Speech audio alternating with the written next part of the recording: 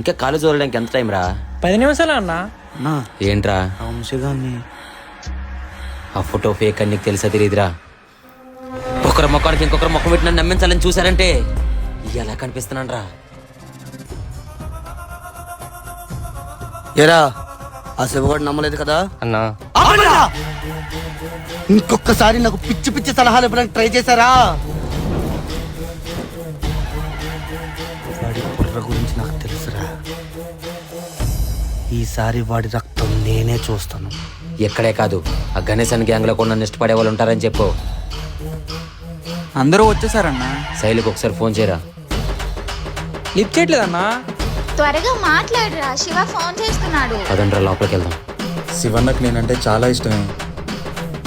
మనిద్దరం ప్రేమించుకుంటామని తెలిస్తే తట్టుకోలేడు శైలు. ఎలా తెలుస్తుందిరా?